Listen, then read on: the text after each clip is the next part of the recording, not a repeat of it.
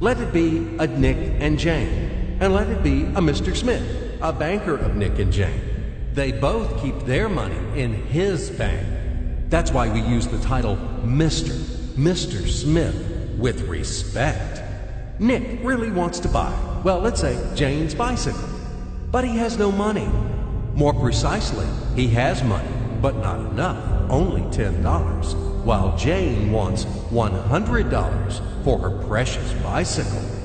That's a problem. What should Nick do? Well, this bicycle is so desirable. He gives Jane his $10 as a deposit and asks plaintively not to sell the bike to anyone. He says that he will bring the rest of the money soon. At the same time, he runs to his bank, to the respected Mr. Smith, to get a loan for the missing $90. As ill luck, Mr. Smith has no money at this moment, but he knows perfectly about $10, which Nick gave to Jane. And where will Jane bring his money to? That's right. She will put these $10 in her lovely bank to the same Mr. Smith. Therefore, Mr. Smith asks Nick to come back tomorrow in the hope that tomorrow he will get these $10. And everything happens this way. The next day, Jane brings $10 to the bank. The bank provides Nick these $10 on credit. Nick immediately gives them to Jane. She again puts them in a bank. The bank again provides Nick these $10 on credit, etc.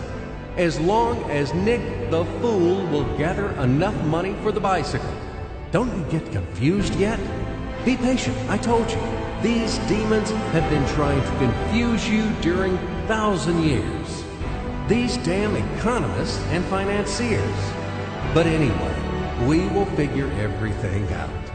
So what do we have in the end? Nick finally got the bike from Jane.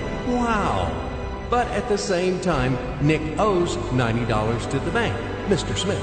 And the bank, in its turn, owes $100 to Jane.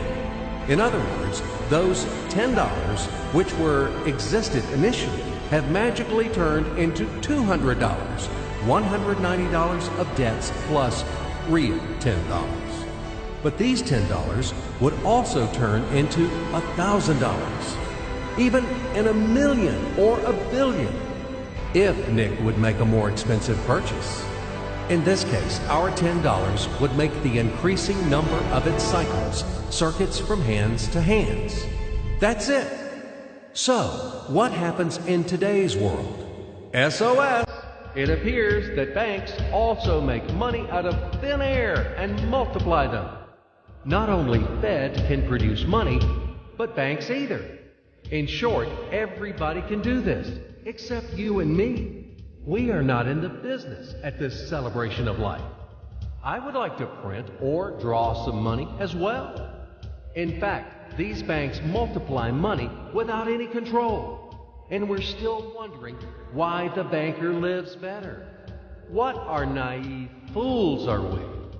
Now it is clear why. The one who produces the money, of course, lives better. But this is not enough. From this moment, poor Nick will never be able to repay his debts owed to the bank, no matter how hard he would work. Silly Nick doesn't know it yet, that he's in slavery to the bank, in credit bondage forever, because those $90, which he owes to Mr. Smith, do not exist in nature at all. Sly Mr. Smith made his money out of nothing. He created them out of thin air, just one click. And $10 turned into $200. Yes, but you can object